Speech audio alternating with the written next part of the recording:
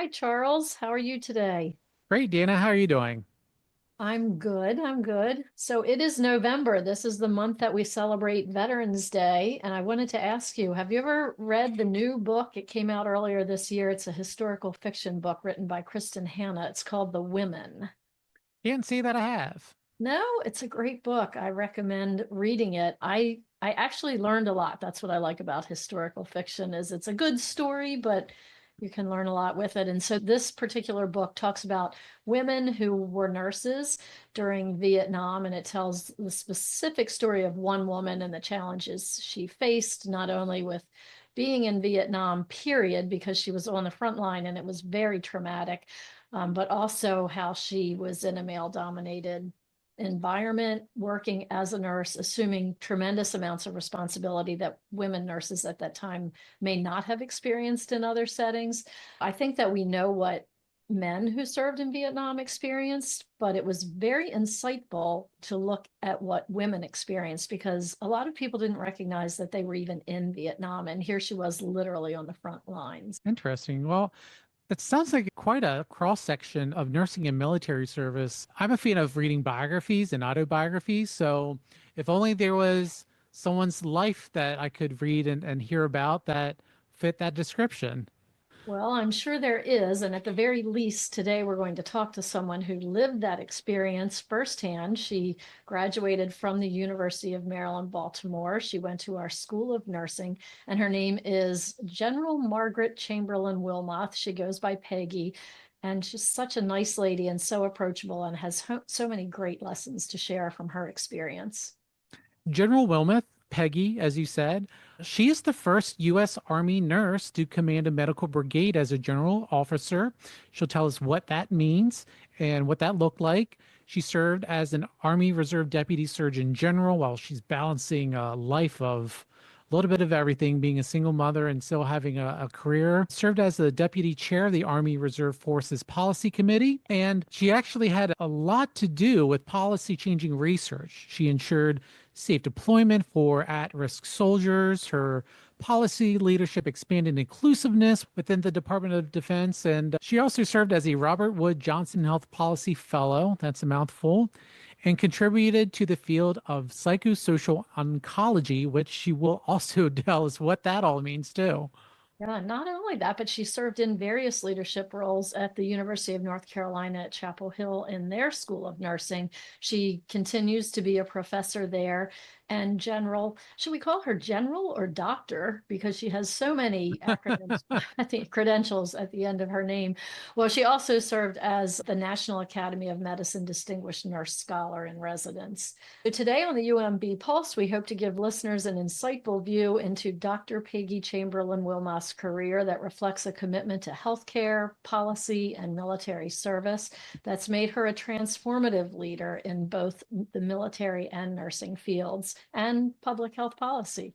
And it's very interesting to us, Charles, I think I speak for both of us, Mhm. as co-hosts of the UMB Pulse, because she is a two-time alumna of our School of Nursing and a proud one at that. Reporting for duty, General Wilmoth. You're listening to the heartbeat of the University of Maryland, Baltimore, the UMB Pulse.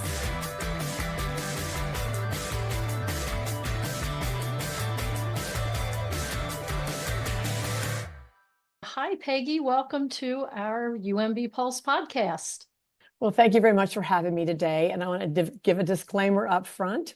I'm getting over a cold, so please forgive the froggy voice.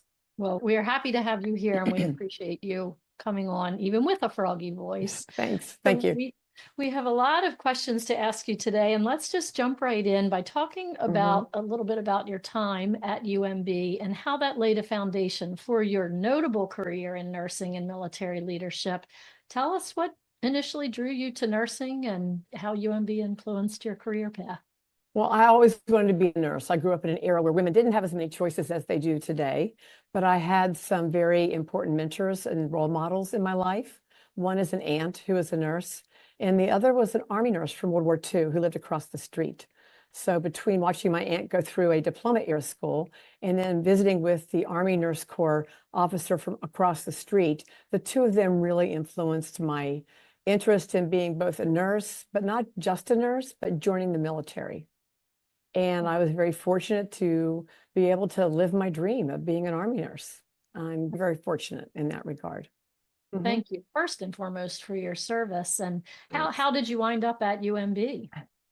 Well, I lived in Maryland at the time, and I applied to several other schools, but I got into University of Maryland College Park. And then, of course, you had to do the 2 years and do well enough to get accepted into the upper division major, and moved to Baltimore and was just transformed the first time I drove up the BW Parkway. And I was just so excited to be at the University of Maryland. I had some fabulous faculty. Sally Perelhoff was very instructive, gave me the swift kick in my derriere when I needed it to do more than just get along. And Margaret McEntee was a very important professor of my undergraduate, my senior year. I was just blessed. Great friends, great faculty, wonderful learning experiences. And then I came back for my master's degree at the University of Maryland after going away for a year to Medical College of Virginia, where I was a nurse intern. And that is where I changed my focus for my clinical career. Margaret McEntee inspired, and my aunt was a cardiac nurse, and they inspired me to go into cardiac nursing. And my year internship at Medical College of Virginia included 6 months in the open heart recovery room, where I took care of everyone from valve replacements, bypasses, to infants with major surgery, to heart transplant patients, all in my first 6 months of school. And then I went to a surgical oncology unit, going from taking care of 1 or 2 patients a shift to a unit of cancer patients, particularly with head and neck cancer patients. That was a very difficult transition, but that's where I fell in love with oncology nursing. And then from there, I went to a burn unit and worked in a burn unit for my last 4 months of my internship. And burn unit nursing is very hard work, and you become very autocratic.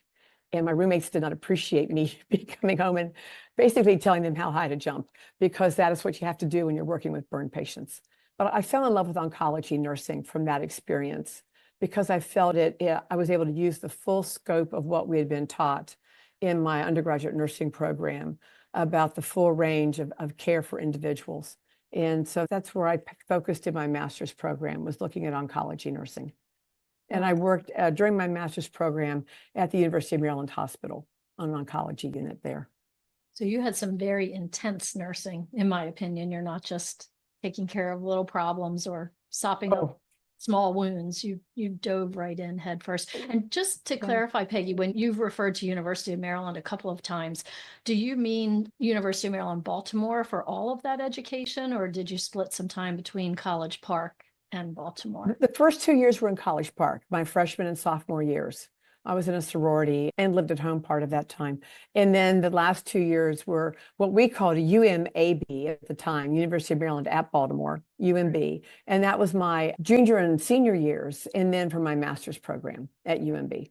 Wonderful. Well, what was it about the military service, just a little bit more about that inspired you to combine it with nursing? Was it simply having that person in your life, or were there other people or experiences that guided that trajectory? Because it is rather unique.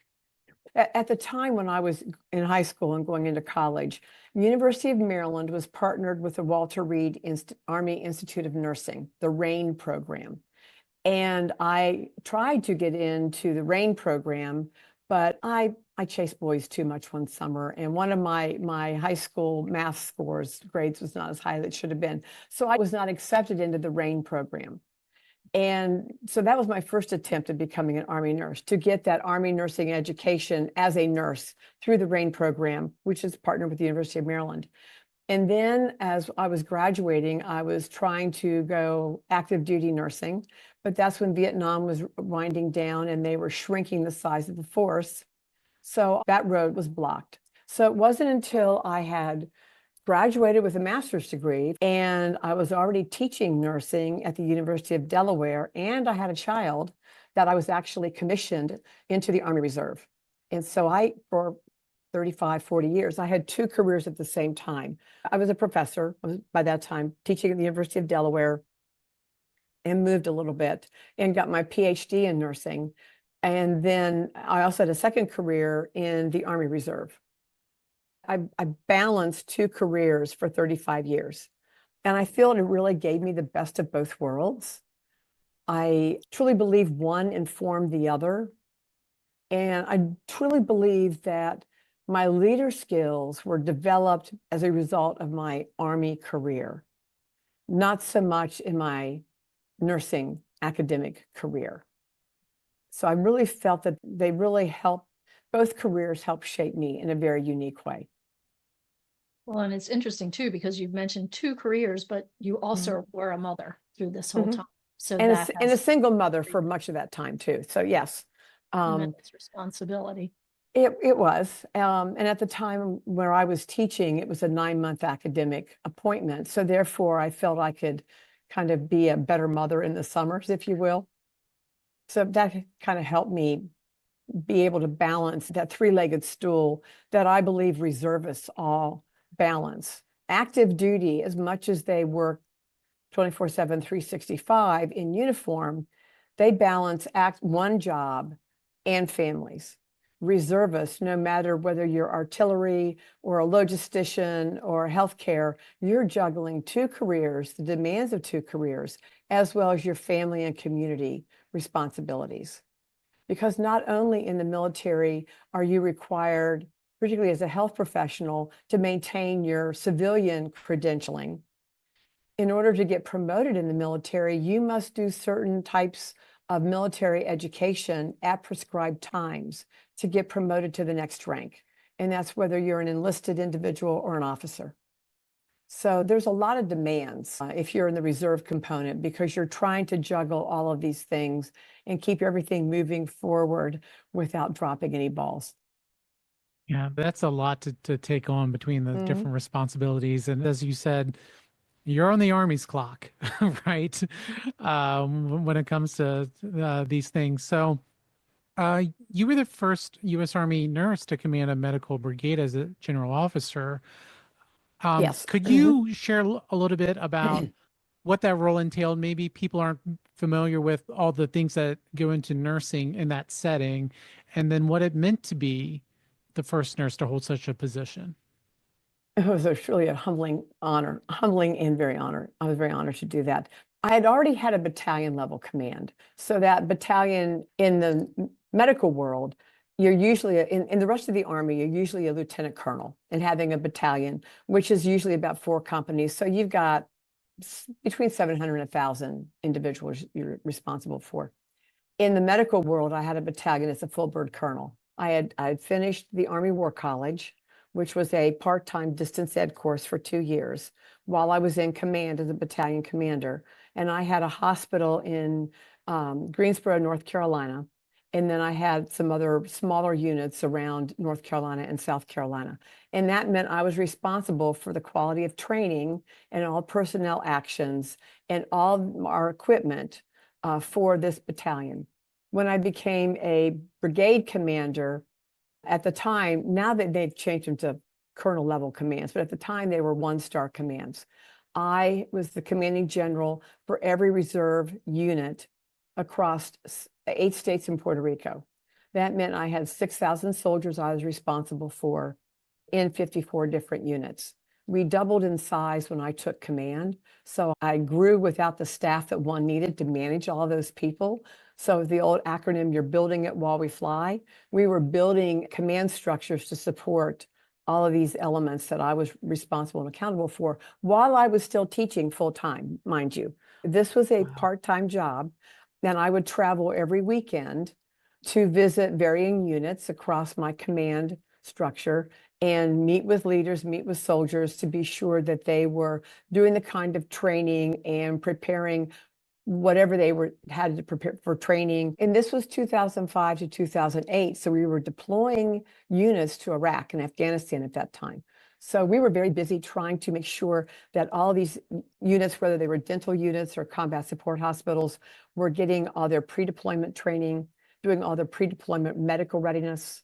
We're going off to do special training at Camp Parks, California, because they were going to be in a combat zone. So they had to know how to function and operate in a combat zone, not just be proficient in their medical skills, they had to be proficient in their military and Army skills. And so we were sending units off and welcoming units home during that period of time. And again, I was still working full-time at the university. So I was juggling an awful lot, as was everyone else in my command. It wasn't just me. But when you're the commanding general, the buck stops with you. And as the first nurse, and as I think we could understand from the election a little bit, that when you're the first, you get scrutinized, and you get scrutinized very heavily. And at the time, being the first means people are always watching you. So it was an honor, but it was a very difficult experience.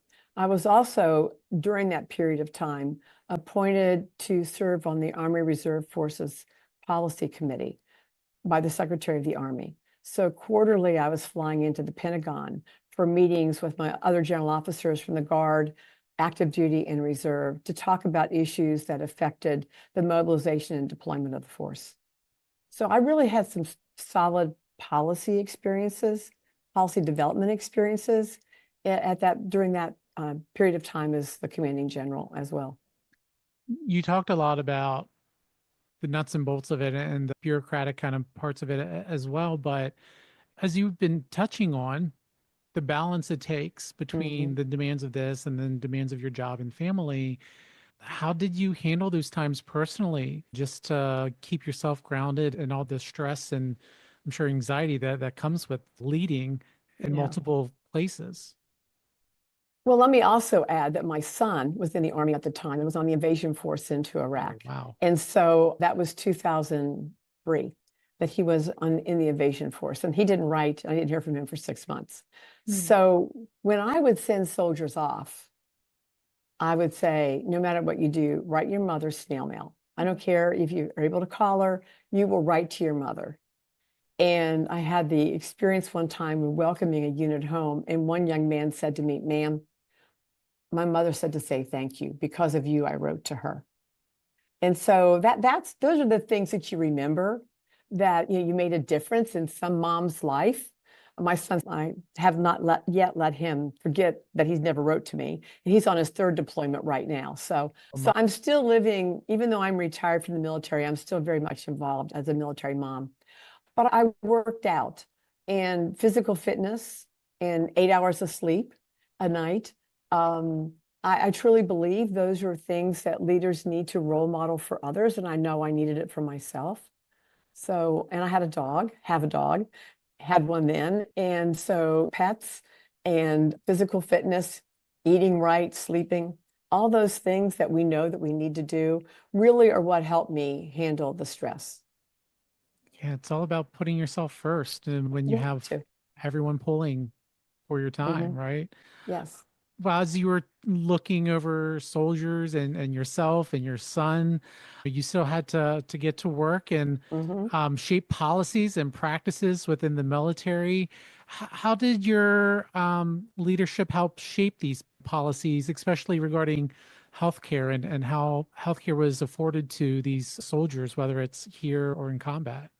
Well, interestingly enough, I had the privilege, after I finished my command in 2008, I applied for the Robert Wood Johnson Health Policy Fellowship. And I was fortunate enough to be selected to be a Robert Wood Johnson Foundation Health Policy Fellow, 2009 to 2010. So I learned about big health policy and how it's made by that phenomenal experience. It was truly an honor to be a RWJ Foundation Health Policy Fellow, and to be there when we passed the Affordable Care Act, and to watch how that was then turned into regulations. And then my second one-star assignment was as the Assistant for Mobilization and Readiness in the Office of the Assistant Secretary of Defense for Health Affairs, where we actually made health policy for the entire force. And so those experiences really helped hone my ability to understand policy, to look at policy, to do policy analysis, and to think about policy from not just the strategic pieces, but also look at it from the tactical level and in the weeds, and how does it really get implemented. So those experiences were really informative. And then as a two-star, I did policy as the Deputy Surgeon General for the Army Reserve, and I had a second stint on the Army Reserve Forces Policy Committee. So I worked in policy in that space as well. And then Peggy, you were also involved in research, right? Which that research, from my understanding, played a pivotal role in the deployment of at-risk soldiers. Could you give us some insights into the specific challenges that the soldiers faced and what your research aimed to address? First off, I had read an article written by a reserve component physician saying that when reservists were deployed into theater in war, that they were less prepared to handle war on a daily basis than active component, because the active component does war all the time or does military all the time. Well, as a reservist, I was insulted because I felt no one wants to go to war. I mean, we have a strong military to try to preserve the peace. No one wants to go to war, but we train for it, we prepare for it. And so I got my team inside OSD Health Affairs. We started looking at the data and did a data analysis about who was most likely to be sent out of theater for psychiatric mental health problems. And we found it wasn't the reservists at all. It was younger individuals, younger women primarily, who might have left young children at home. And they were like 20 to 24-year-old women with young kids who were really struggling with what it meant to be a parent and be a soldier and be deployed. And so as we looked at those data, we also looked at the data around accessions into the military in the period prior to the surge in Iraq that General Petraeus had implemented. That was successful. But in order to have enough servicemen and women to man the force, they allowed some individuals with some pre-existing mental health challenges to be assessed into the military. And so in looking at those data, we were able to get CENTCOM deployment policy modified to try to reduce the harm and risk of sending those with no mental health diagnoses into theater. And I don't know where those policies stand today. They've just released, I think I heard Mod 17 to the CENTCOM deployment policy. So I don't know how that has changed in the intervening years, but for that period of time, this would have been 2012-13, after the surge, they were able to make some modifications. I'm really proud that we were able to make a difference, and hopefully some individuals have better experiences or less traumatic experiences because of that. Following up on those comments, there are a lot of conflicts going on around the world right now, and we're on the edges of some supporting, whether that's Ukraine or the Middle East or things that are heating up in the Pacific. And in regards to health of soldiers and all, is there anything maybe the American people should take more time to pay attention to or keep their eyes on, as far as whether it's policy or things that soldiers need as far as their health? Well, let me go back a little further and talk in a bigger sense about the state of our youth today. We all know that our adolescents have a huge mental health challenge. COVID was very stressful for many, and social media, in some cases, is detrimental to the emotional health of young men and young women. And life is very stressful for everyone. We also have a huge issue in our youth of obesity. 75% of America's adolescents today do not meet the criteria to join our military. And part of that is due to obesity. Part of it is due to felony convictions. Part of it is due to drug use. And part of it is due to poor education. So there's a lot of issues that the American public should be concerned with, not only in obesity in our youth, with type 2 diabetes growing in young children and teens. Obesity in our adults is a huge problem. Economically, it's going to break our healthcare system from the cost of care of these complex chronic illnesses. And that impacts our ability to recruit qualified individuals into the military. We're at 50 years into the all-volunteer force, and we can't man that force because we have so few who, even if they want to serve, have problems with serving. They don't meet the standards. And I know the military has been doing a review of our accessions policy, and they are now going to allow waivers for individuals with 51 new conditions to be waived in to serve in the military. And we don't know what the long-term effect of that is going to have on the health and well-being of those who serve, who are allowed to serve with these conditions, and what that's going to be at the other end in terms of their own health or care that we as the American people owe them for volunteering to serve. That's really scary. Not anything I've ever even thought about. Sad to say. Well, only 1% of Americans volunteer to serve in our military today. So 99% have no awareness or understanding of, or it's not in the aperture at all to think about that. And so while the all-volunteer force is good in that we aren't facing a draft, it means that fewer and fewer know what it means to serve or know what the cost of serving are. And then the other issue that we could come up to play with, if we don't have enough to volunteer to serve, does that mean we have to restart the draft? And then right now, women are not part of that picture. And what does that mean? Wow. So I think those are some big macro policy questions we're going to face as a country going forward. Yeah, thank you for bringing those up, especially now with a new era of American politics entering and what's going on abroad. You're right, it's very important to pay attention to. Well, I will tell you, I was in the Balkans this summer in a military, quasi-military role, and speaking to ministers of defense and leaders of their military. And they are very anxious because if we pull out of NATO, they know what's going to happen and who's going to come across into their borders. So it's a very tense time over there. Yeah, absolutely. Thank you. Peggy, you've dabbled a little bit with inclusivity by talking about women. And what was the impact of your work in expanding inclusiveness within the Department of Defense? Specifically, how's your policy leadership influenced that military culture and opportunities for maybe other diverse groups within the organization? Well, interestingly enough, one of the last assignments I had was when Secretary Carlson worked and brought leaders from all the military departments together to expand the ability of transgendered individuals to serve openly in our military. And I was assigned that task to be the Army Surgeon General's representative on that task force. So my last 6 months in uniform, I was in weekly meetings with other leaders from the Department of Defense to craft and draft the policy to allow transgendered individuals to serve openly in our military. And I truly believe that any American who wants to serve ought to be able to serve in our military.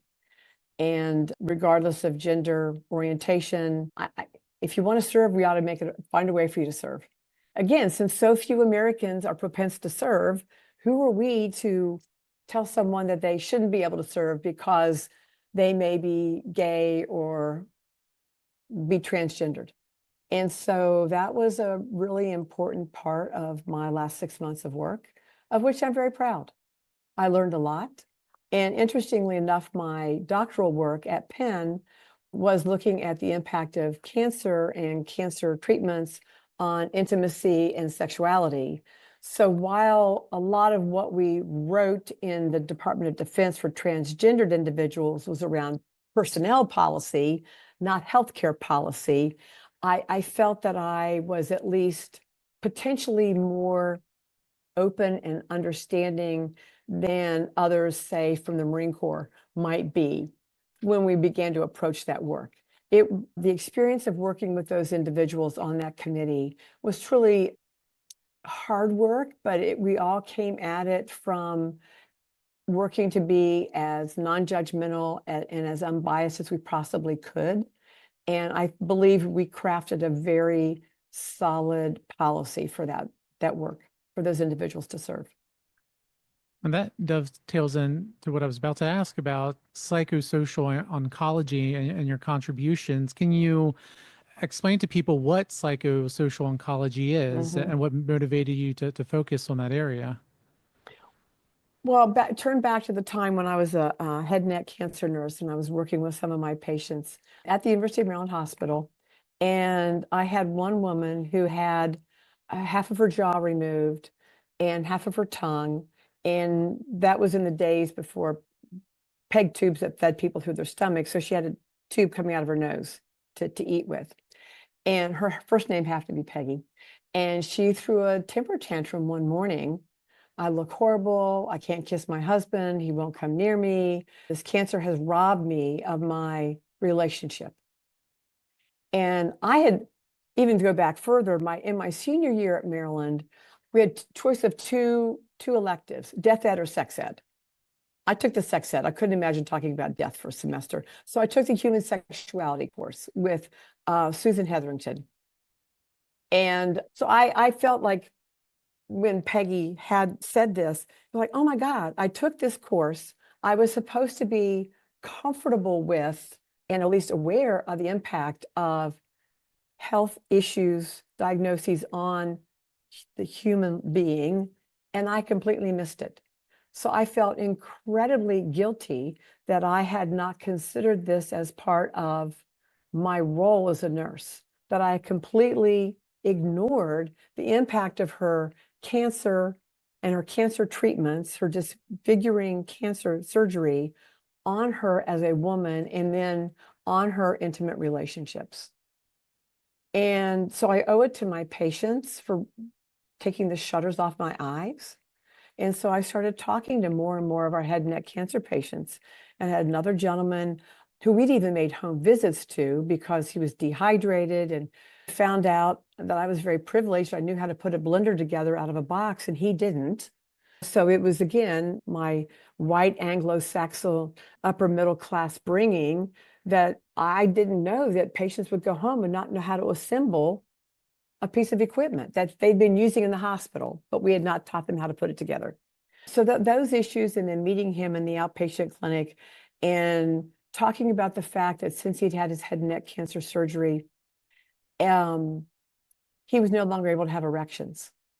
Well, no one had talked to him about his alcoholism and how alcohol and then getting debilitated could affect his performance. And so again, it was another one of those moments, I'm crying, he's crying. And I really felt that I had failed again in not pulling together all my knowledge to try to provide high quality care to these individuals. So I started my master's program, and I started asking our patients about body image and sexuality, and was talking to one of our surgeons one time, and he said, so Peggy, these people are all over 60. Why are you talking to them? Y'all know once you're 60, you're not interested in sex anymore. And I was a smart aleck 25-year-old, and I looked at him and I said, so on your 60th birthday, are you going to tell your wife that's it, no more separate bedrooms? And he got up and walked away from me. But I felt, again, ageism. Mm-hmm. He was putting his values on our patients. And so that's where I got started looking at the impact of emotions and family relationships and cancer treatments on patients with cancer. And so I did my master's thesis looking at that, wrote my first paper with my master's with Susan Hetherington about that, and then did doctoral work on it at Penn. But then I got waylaid into military health policy later in my life. But I'm still very passionate because I really feel sometimes in healthcare today, we're so busy with the checkoff on the computer, and we forget about those kinds of things, and just sitting at the side of the bed, not at the foot of the bed, not standing at the foot of the bed, but sitting face to face, eyeball to eyeball, and just saying, how are you doing, can make a huge world of difference, and then open up areas where we as nurses can make referrals and help make patients' lives better, which is why we're all in nursing to begin with. Do you feel like that approach is beginning to show itself in hospital rooms, or do you think that we have a ways to go for people to embrace that philosophy? I still think we have a ways to go. I really do. Again, we're so technologically oriented and fast-paced, and patients are in and out so quickly in hospitals that some of that care has to take place elsewhere, whether it's outpatient or follow-up physician visits. I know when I was living in Kansas, finishing my doctoral degree and teaching community health, I really found that was the optimal way to make a difference when my students and I would go into people's homes and having a chance to engage with them. seeing where they lived, meeting them where they were, not in a hospital, which is where we live. That's our home. It's our place. Medical professionals own it. It's the home in the community where we really can make a difference. Did you feel like part of that was because you had more time with them? You were able to meet them in their place? I think part of it was also my maturation as a nurse. Benner wrote about from novice to expert. And I truly think that as we go across our full length of career, we move from novice to expert. So once you get past being a novice and know how to do the technical things, then you can begin to expand and incorporate other kinds of thinking and care into your work. Well, Peggy, you've certainly had an accomplished career both in nursing and military. What advice would you offer new nurses or healthcare professionals, especially if they're interested in going outside of the box? They might be looking for a leadership or a policy opportunity. First off, your career is a marathon, not a sprint. So you don't have to do everything in 5 or 10 years. I would say be willing to risk.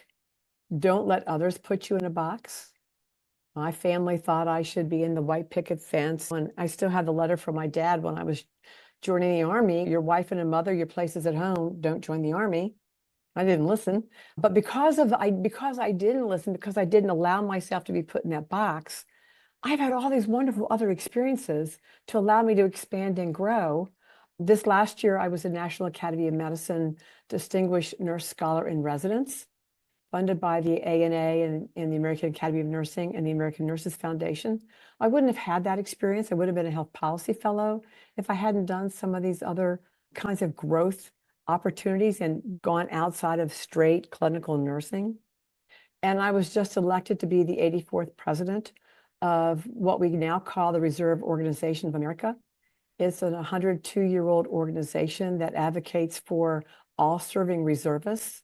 It was the Reserve Officers Association, started by General Pershing after World War I. I'm only the 3rd woman to be president of this organization. So again, you have to find your own path, and you have to be willing to risk and to be true to yourself and to look at yourself in the mirror and know that you're following your own path and not the path that others think you should be following. I hope your dad changed his opinion. I don't know. I was a dean when I became a dean at Georgia State. He goes, I'm really proud you made general, but being a dean is really awesome.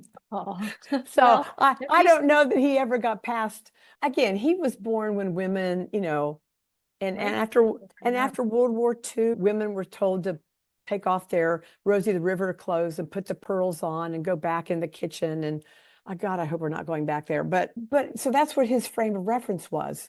And I don't know why I stepped out of the box like I did, but I had some phenomenal female role models and some men that opened doors for me when I didn't necessarily think about. In fact, I'll share this one story. I was in my battalion command. I had 1 year left in command, and a general officer named General Larry Neitner called me and he goes, well, Colonel Wilmoth, I'm the new commanding general of the 81st RSC and RSG, and I would really like you to be my chief of staff. And I'm like, well, sir, I've still got a year in command, blah, blah, blah. He called me several times, and finally it dawned on me, someone was opening a door for me, saw something in me I didn't see in myself.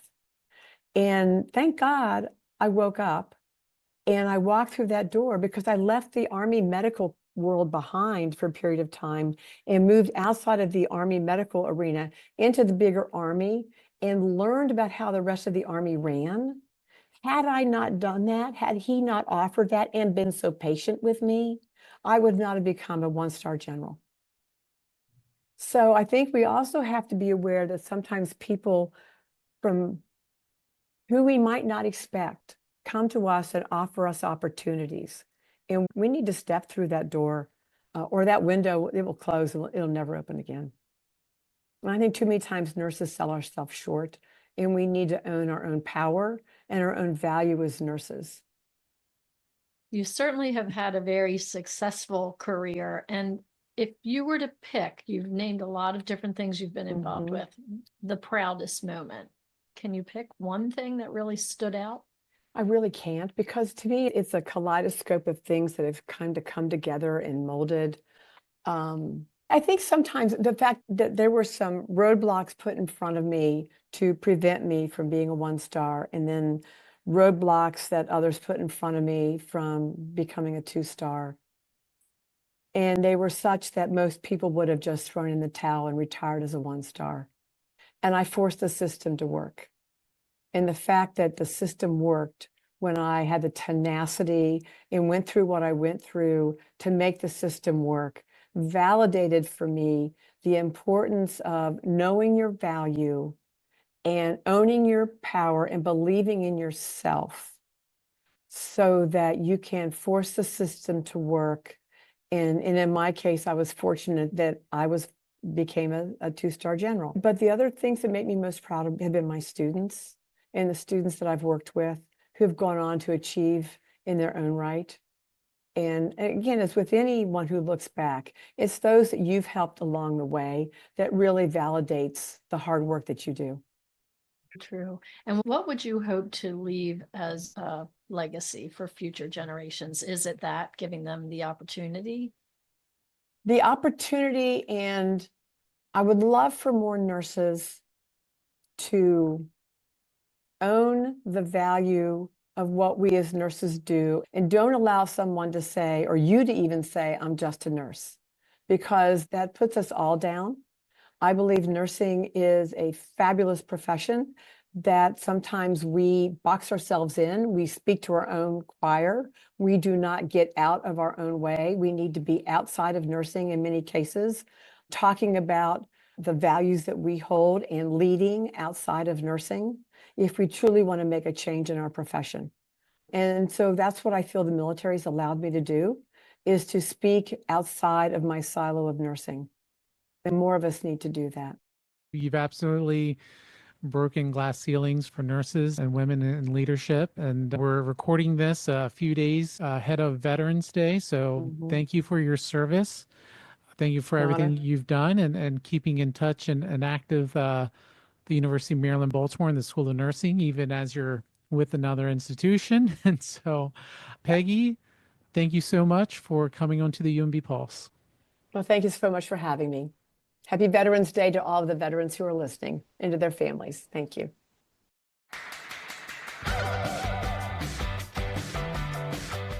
The UMB Pulse with Charles Schelle and Dana Rampolla is a UMB Office of Communications and Public Affairs production. Edited by Charles Schelle, marketing by Dana Rampolla.